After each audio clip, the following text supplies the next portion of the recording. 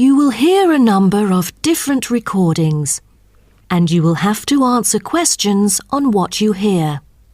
There will be time for you to read the instructions and questions, and you will have a chance to check your work.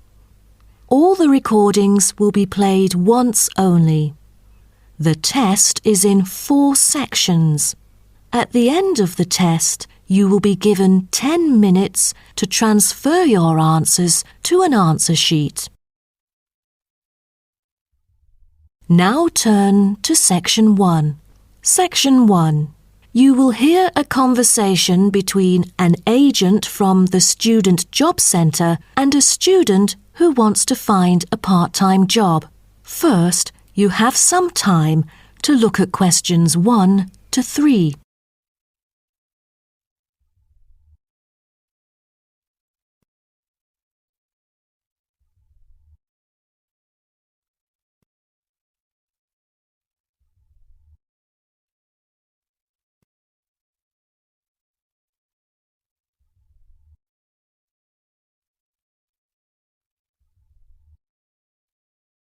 You will see that there is an example which has been done for you. On this occasion only, the conversation relating to this will be played first. Good morning. Oh, good morning. Is this, room number 316? Yes, that's right. So, is this the Student Job Centre? It certainly is. How may I help you? Well, actually, I'm looking for a job. A part-time job. Do you have anything available at the moment? Ah, yes. Are you a registered student? I'm afraid this service is only available to full-time students. Yes. I'm doing my degree in statistics studies.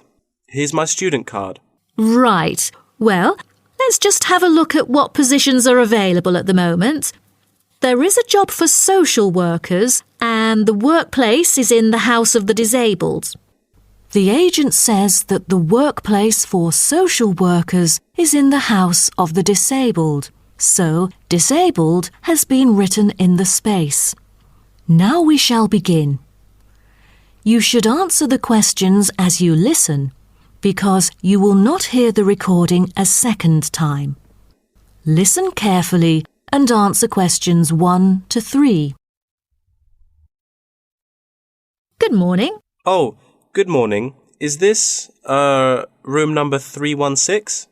Yes, that's right. So, is this the Student Job Centre? It certainly is. How may I help you? Well, actually, I'm looking for a job. A part-time job. Do you have anything available at the moment? Ah, yes. Are you a registered student? I'm afraid this service is only available to full-time students. Yes. I'm doing my degree in statistics studies. Here's my student card. Right. Well, let's just have a look at what positions are available at the moment. There is a job for social workers, and the workplace is in the House of the Disabled. That would be fine for me. What are the hours like? You'll have to work every day, and the payment is $9 per hour. However, the skills required are not very basic, so 3 days of training is needed. The pay is quite good, though I'm in my second year of study now, and must attend some courses during the daytime, so I'm afraid I can't make it for this one. Do you have any other positions? You know, ones that I could spare more class-free time on? That's not good then. Let's see. Here, there is one for security guards in the supermarket. What about the pay? The salary is pretty standard for this one. It's $25 per hour. Great! That's much higher than I would have expected. Are there any special qualities required? It sure offers quite a good salary. There's almost no requirement for this job except that you must wear a uniform which is provided. That's very nice then. But what about exact working hours for this? I hope it will be okay for me. The working time is from 9 a.m. to 5 p.m. and you only need to work 3 days each week. Before you hear the rest of the conversation, you have some time to look at questions 4 to 10.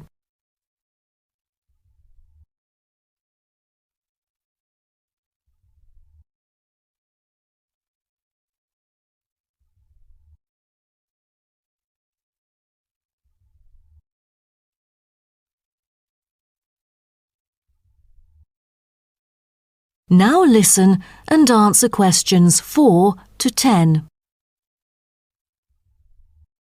That sounds like fun. But unfortunately, I've got other arrangements during the weekdays, so that's not possible either, I'm afraid.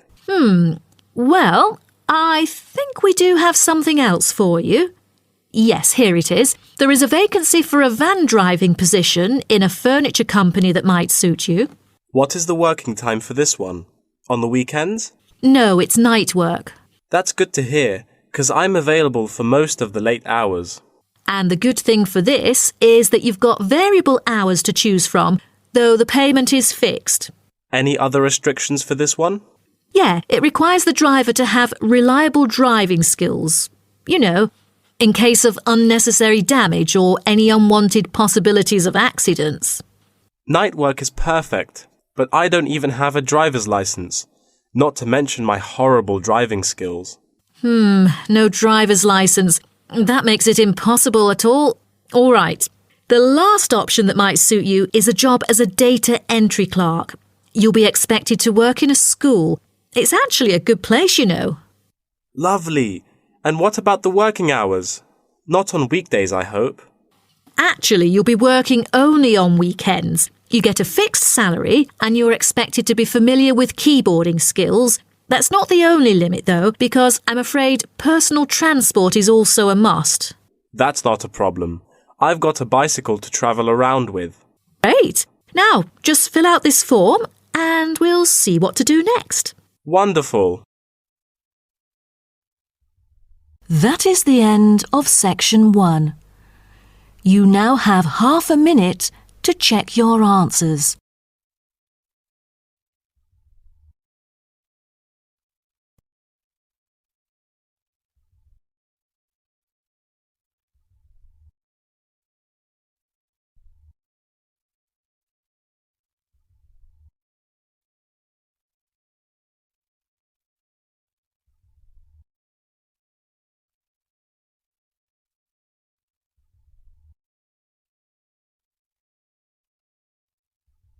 Now turn to Section 2. Section 2. You'll hear a talk between an interviewer and an interviewee called Chris Evans from the Royal Caledonian Curling Club about ice curling. First, you have some time to look at questions 11 to 16.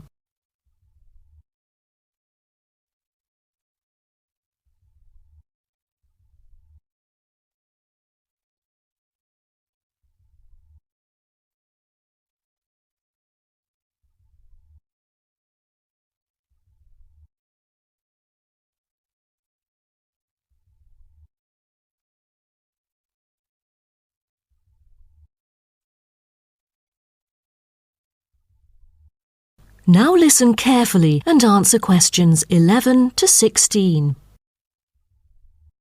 Today, we're pleased to have on the show Chris Evans from the Royal Caledonian Curling Club. Now, let's welcome Chris to tell us something about ice curling. Chris, please.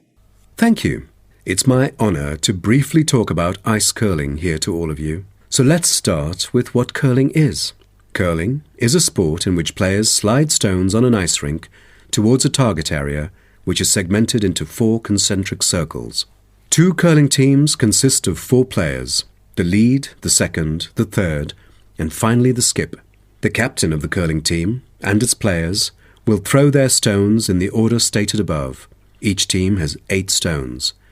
The purpose is to accumulate the highest score in the game. Points are scored depending on which stone is resting closest to the centre of the target area at the end of the game. The ice surface on which the game is played, or the rink in curling, is called the sheet. It is covered with tiny droplets of water that become ice and cause the stones to curl or deviate from a straight path. The curling players should slide the heavy polished stones or rocks across the ice curling sheets towards the house, a circular target marked on the ice, as I mentioned before.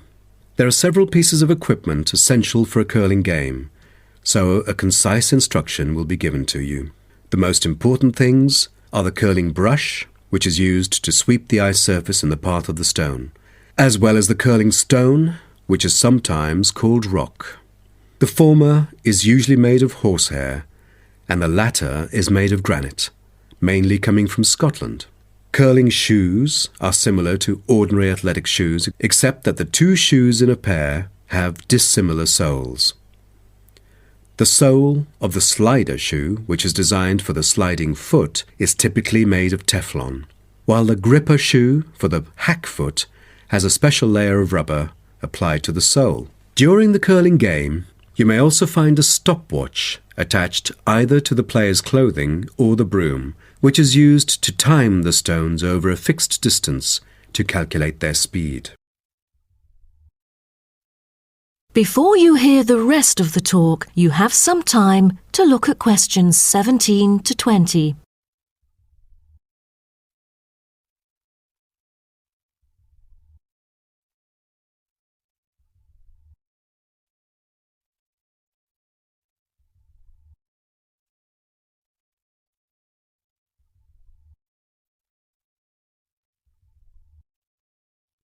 Now listen and answer questions 17 to 20. Now, a word about the development of curling clubs. Curling is thought to have been invented in medieval Scotland, and outdoor curling was very popular in Scotland between the 16th and 19th centuries, as the climates provided good ice conditions every winter. Kilsyth Curling Club is renowned as the first club in the world, having been formally constituted in 1716, and widely influencing ice curling development. In Kilsyth today, both men's and ladies' sections are thriving, participating in all major competitions and having won championships in the British Open in the past. The mother club of curling, Grand Caledonian Curling Club, was instituted in 1838 for the purpose, not as such to attract people's interest, but to regulate the ancient Scottish game of curling by general laws. With these official rules, the young curlers could be trained in a more professional way. By 1842, the new national club had sought to obtain royal patronage, and it has ever since been known as the Royal Caledonian Curling Club. However, many sports, such as athletics and tennis, were frowned upon as being too recreational and not practical enough. So the Crown banned them by law during the 1300s, in the hope that men would instead practice the archery skills that were seen as vital to the country's defence, and the ban was lifted in the 17th century. So, do you know the reason for curling being kept during the 16th century? Is it because it was so popular, or because people from all ages like children could play it? The spirit of curling dictates that one never cheers mistakes, misses, or gaffes by one's opponent. And most importantly, all the team members should strictly follow the instructions of their captain, which is essential for men in battle. Curling was brought to Canada from Scotland, and some curling was played informally before 1800. Curlers often used iron curling stones made from melted materials such as cannonballs rather than granite until the early 1900s, because there were transport problems importing granite stones from Scotland. That is the end of section 2. You now have half a minute to check your answers.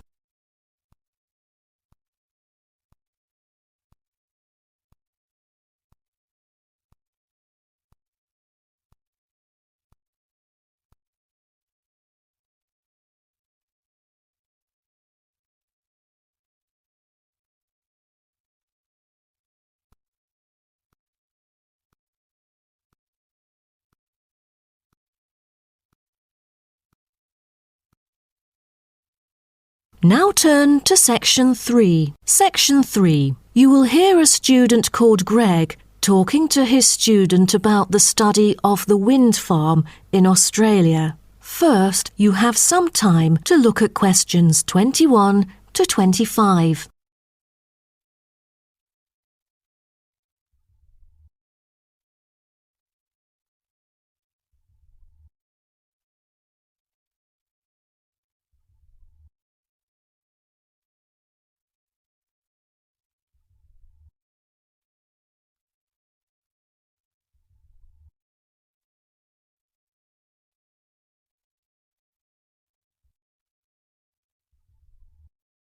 Now, listen carefully and answer questions 21 to 25. OK, Greg. So I finally managed to read the article you submitted, the one about the study of the wind farm in Australia. You did? Great! What did you think of it? Yeah, I was a little confused at first because of the background information you failed to present on the paper. I mean, it's kind of important for you to give some general knowledge before you start actually writing on the main theme. Oh, I was thinking of doing that during the presentation session. But now that you have mentioned it, I could add it to the beginning of the essay. I've done some research on that, to think about the different ways that people use wind.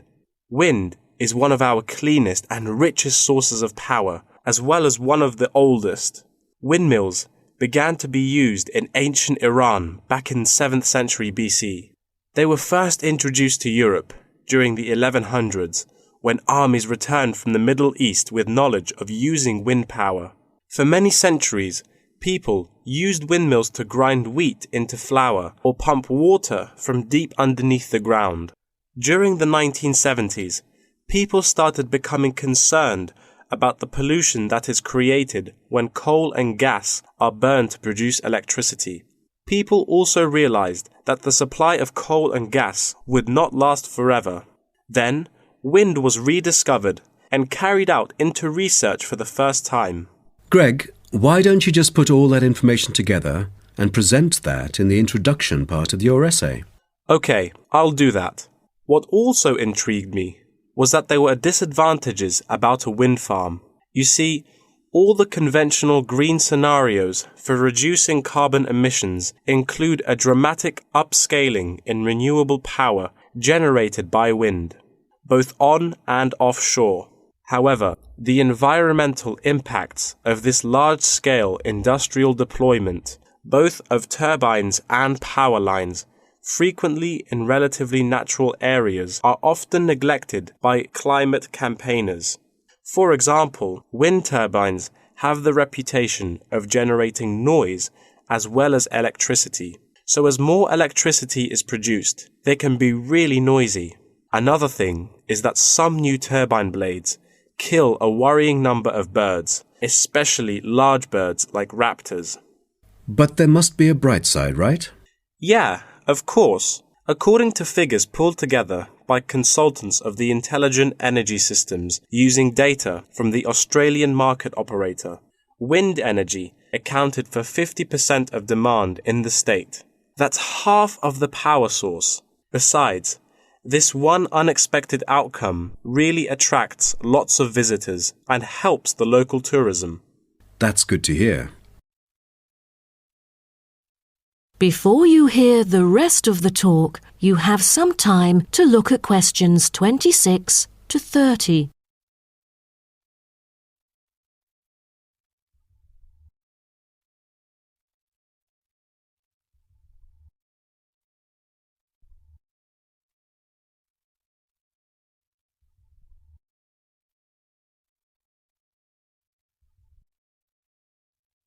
Now, listen and answer questions 26 to 30.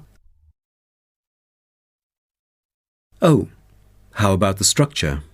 Offshore wind farms consist of a number of connected elements. These include the turbines, foundations, array cables, offshore substation, export cable, and onshore substation and infrastructure. Just a single one of these giant wind turbine blades, produced by manufacturer Siemens, is almost as big as the Airbus A380, the world's largest plane.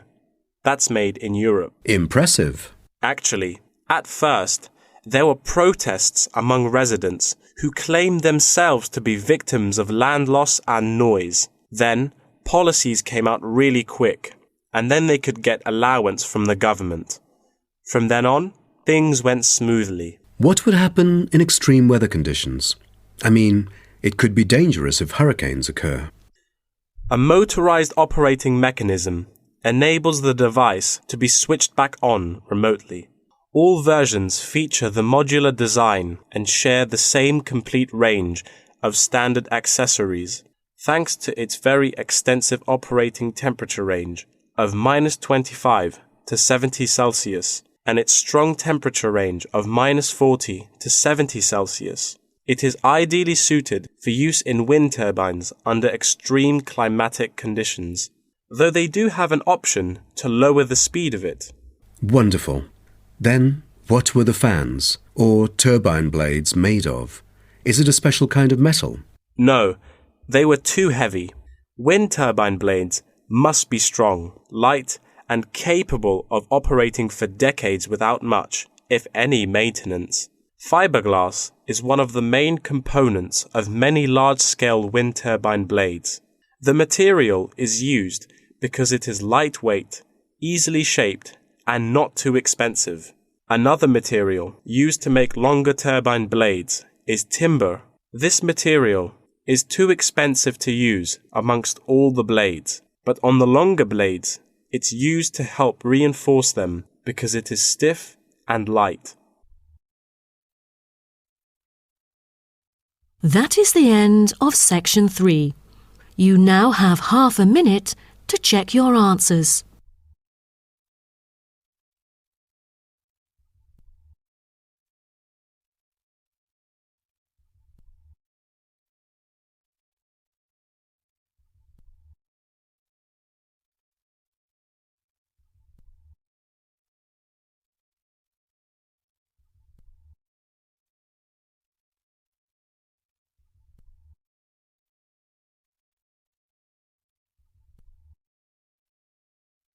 Now turn to section 4. Section 4. You will hear part of a lecture about tea tree oil.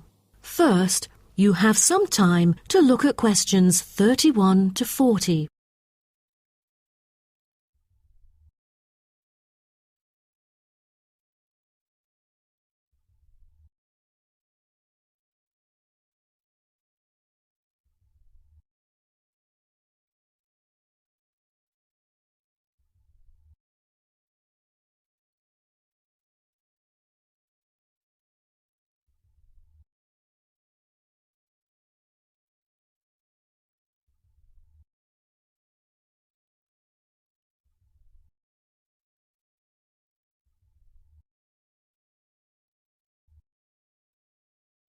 Now, listen carefully and answer questions 31 to 40.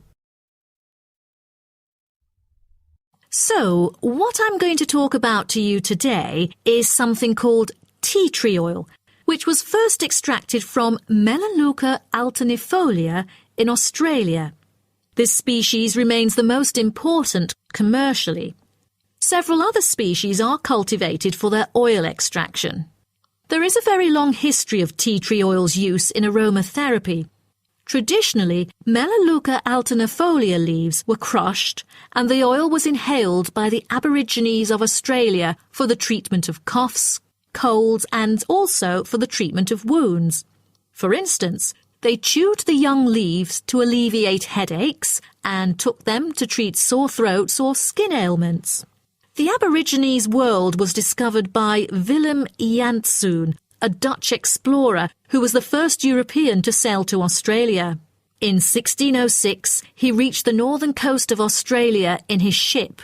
Then several voyages of exploration followed in the first half of the 17th century. The Dutch found it a paradise on earth for man's well-being, with timber, stone and lime for building. There was also plenty of salt, and the coast was full of fish. Besides, they found the characteristics of the diet there because they happened to meet 10 naked black Aborigines having a meal in the open air. While the value of tea tree oil originated from Australia, it was gradually known and tested by the outsiders. In the middle of the 18th century, Sir Hugh Palliser, an officer of the British Royal Navy who had been to Australia several times during that period, got serious injuries all over due to his experiences in several wars. For more than the last 15 or 16 years of his life, he seldom laid down on a bed because of the constant pain in his leg.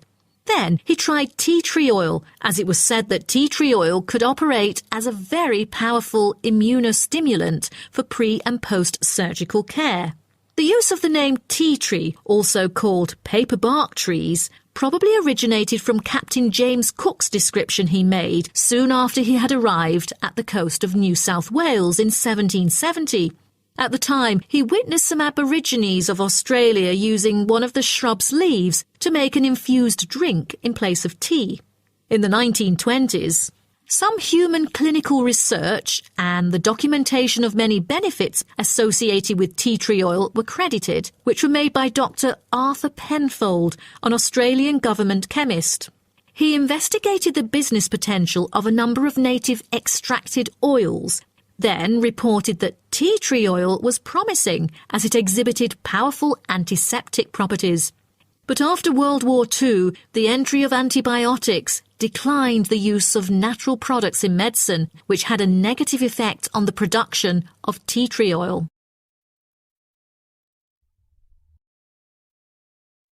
As such an important and valuable material in the world, how is tea tree oil produced?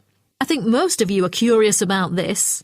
Tea tree oil can be extracted in some different ways, but the most traditional way is steam distillation.